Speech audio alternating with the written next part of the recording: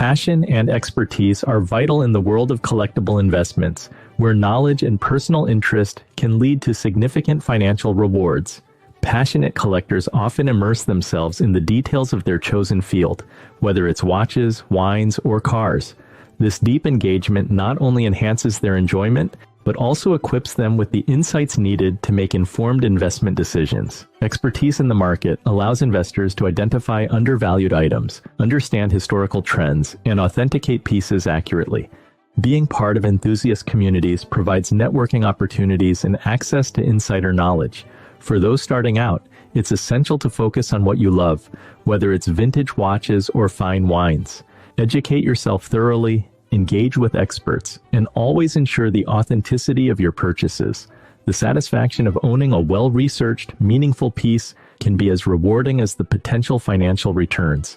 Passion, combined with knowledge, is the key to success in collectible investments.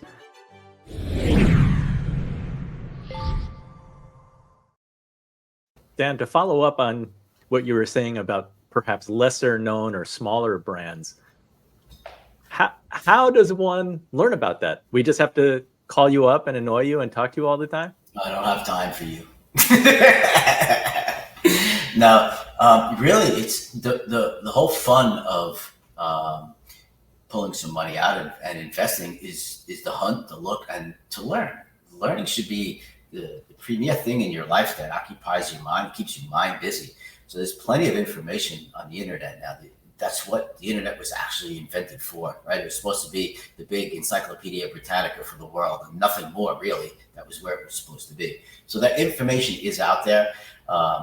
Instagram is your friend, basically, for watches. There's some serious vintage watch collectors, men and women, who went down this rabbit hole, and they also seek guidance from someone like me. I know there's a really big woman vintage collector in London who has a very good watchmaker guiding her. So it's not just, oh, I fell in love with this timepiece, it's so beautiful on my wrist. That's not it. It's like, how many of these were made? How many are left? How many are butchered? How many have not been polished through the years? How can we hunt one down? And it's the hunt. Once you hunt and you find it, then it's what condition it is in. Someone like me opens it back up for collectors. The watch comes here before they purchase. Just like you buying a used Ferrari, it's going to be checked out by the trusted Ferrari mechanic that you trust. It's the same scenario. So learn online, and I do answer questions with my collectors once they get on board here in what I do. Jasem, talking about Instagram, your following is a testament to your passion for watches. Can you talk about the community that you've built? Like, how have they influenced your collection? Good question. Yes, they have. I think it's been a tough journey, to be honest with you. I think Instagram is and seeking internet popularity can take its toll on somebody's psyche, on somebody's emotions, on somebody's bank account. And so when I was starting my page, I wanted to become the most relevant, the most popular, the superstar of the Patek Philippe. And so I was buying even things that I did not want. I just wanted to buy them because I was the first. I wanted to be the most relevant. I wanted to be the coolest guy. And so I made a lot of mistakes during the journey. And the mistakes were basically because I was buying not things that I did not love. And I made a decision, many years and many mistakes and many losses into it, that I wanted to be who I am. And so the page, if you'll see it, has transformed from, if you go back, if you have the time to go back to the first post, you see a complete shift into what the page has become now. It's become everything that represents me. I'm an avid cigar smoker. Been to Cuba a billion times. I'm a huge car lover. Nick, my dream car is a 360 Stradale, just to let you know. So we are going to be friends. I'm You and me both. I'm a Rolex lover. I'm every watch lover. So now I post about everything and anything that I love and that I believe in. I think I think my page and my followers swayed me. and I think I now sway people. So I think it has changed. The roles have changed. I do what I pretty much want to do, and I don't care how they react to it. I think people love that because then I'm honest and I'm pure, and I don't. There's no bullshit. There's no sugarcoating anything. I'm not paid by any sponsor. There's no watch company that pays me to write anything, so I can be me, and I think people really love that. And this is why. I don't have 34 million followers. I'm not Kim Kardashian, but I think in a very tight watch community, 340,000 followers is not a bad number. Well, it sounds like as far as social media influence that you have matured. Early on, you had one like famous photo. I think you had many watches going around your steering wheel. Can you talk about that? And do you think it was necessary to start with a big splash so that you could get a following going?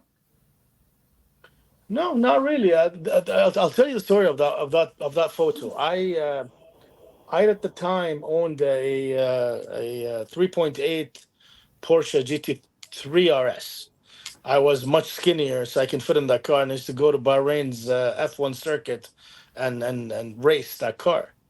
And in that phase of the watch collecting journey, I actually really liked Nautiluses. I don't hate them, but I don't love them as much as I used to.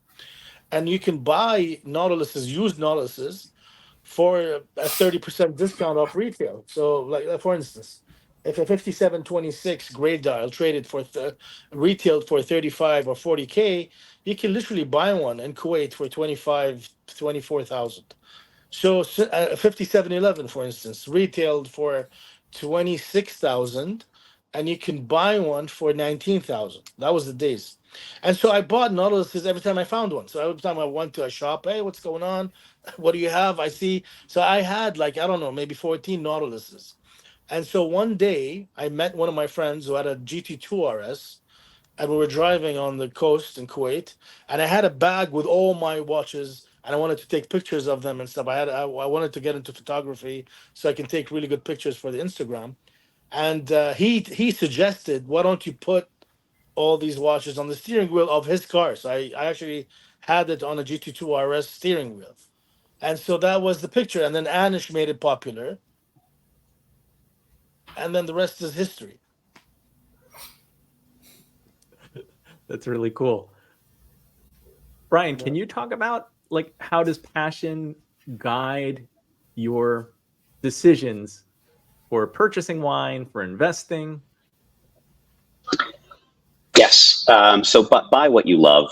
I'm consulting for a private client right now on his collection, and I'm dividing up his collection right now into 3 categories: sell, keep aging, or drink. And the ones that I'm recommending he drink are wines that he bought because he genuinely loved them and continues to love them. And, maybe they're getting towards the end of their supposed drinking window. Maybe he won't be able to get quite as much of a return on the investment as he once would have. But guess what? He gets to actually use those bottles for what they were initially intended for. And even if he's taking somewhat of a hypothetical financial hit in not getting such a huge return on the investment, he's actually having the opportunity to enjoy those bottles that he's been staring at for years and in many cases decades. He gets to create memories with his family and friends and loved ones, and there's something to be said for that as well. It's and he knows the provenance is great. He knows these bottles are going to be wonderful, but there's also, what we're all talking about today is there is a sense of emotionality to everything, whether your passion lies in cars or watches or wine or, rare spirits. And being able to open up that bottle is really the same feeling as being able to strap onto your wrist that Patek that you love, to be able to get behind the wheel of that vintage Ferrari. So I always say, buy and invest in what you love, because you can always pop that cork and enjoy it. And that's deeply, deeply important. Yeah, I think he's right. It's Nick, Brian, and what I do in the vintage world. Some of the stuff I missed when I was building my watch for about 5 years is the humanness that's attached to an intangible piece of metal. That to me, metal is alive because I've seen it come alive.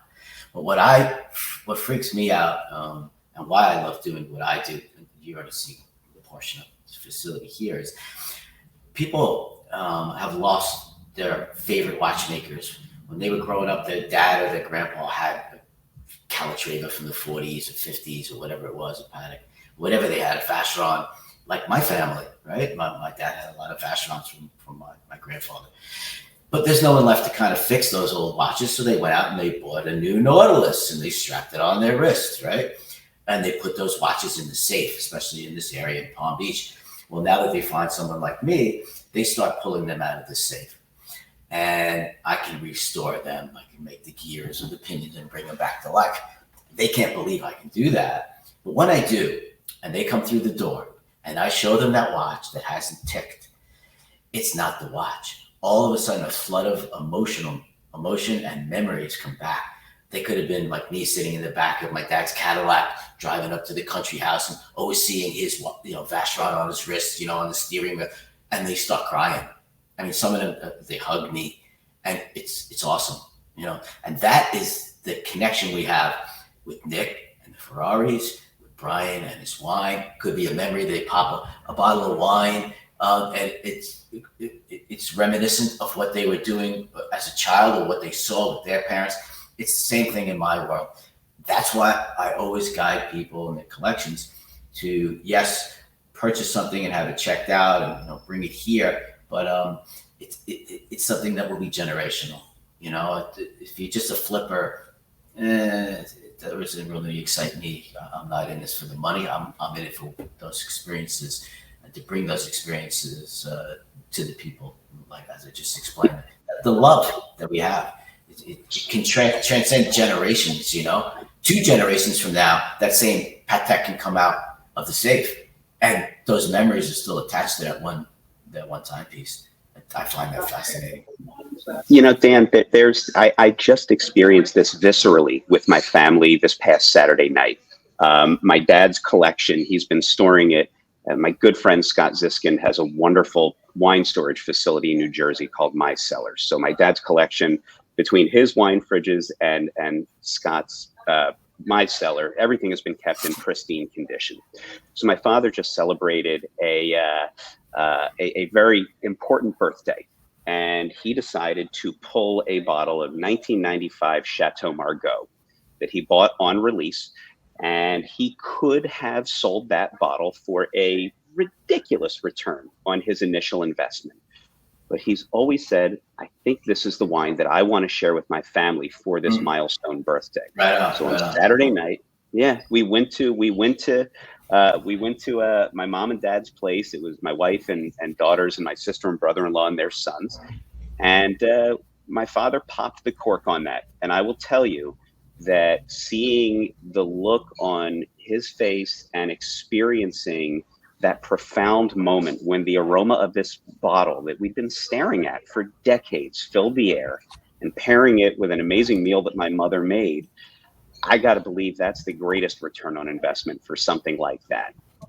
So there's really, there are benefits in so many ways when it comes to investing in what you're passionate about. I've also had clients who have invested heavily in, Grand Cru Burgundy, let's say, and they'll buy, if they have access to it, they'll buy multiple cases of these great wines, and they'll set aside 80% of it to hold on to and then ultimately sell as a financial vehicle. But then they keep a case or half a case, whatever it might be, to be able to enjoy, whether for business purposes, family purposes. So I love that sort of dual utility of these things that we can invest in. Wonderful. May I say something very quickly? Sure. I think sometimes the greatest investments that we make in life are those that we don't think about them as investments. it's a gut feeling, right? It's Brian who loves wine. Maybe he has this feeling about a special vintage, a special year, a special maker, and he buys X amount of bottles just because he loves them. And then one day things happen to go his way. And I'll tell you a very small story. So, Brian, you and I have also something in common. Obviously, not in wine. I live in Kuwait, and alcohol is not permitted here. But I'm an avid cigar smoker and a collector of Cuban cigars. I call myself now a collector. I was just a smoker and a hoarder. And at one time, I had bought 55 boxes of Cohiba 1966. I bought each box for $500. Last year, I sold my last box for $6,000 a box. Wow. The world of cigars have come like into this crazy realm. And again, cigar needs to be aged well. There's a lot of fakes. You can be spooked. You have to buy it from a reputable source, and it has to have good provenance. So I know exactly what you're saying, my friend. Score a win for the hoarder. Yeah, always. I just wanted to say something really quickly about what Dan was saying, and well, all of you were saying. It's a little metaphysical and a little bit romantic, but it's true. And I think that objects do tend to keep the energy of people that had them. So a very old watch, just like a car, is filled with the energy of someone that maybe raced in it or did extraordinary things or terrible things with that watch. And it's metaphysical, and I can't prove it, but we all feel it somehow. And the energy of people lives on in objects. And that's fascinating. That transcends time and money and everything else. I know it's romantic, but allow me to digress. Said like a true Italian. Thank you, Nikki. We're going to move to segment 4.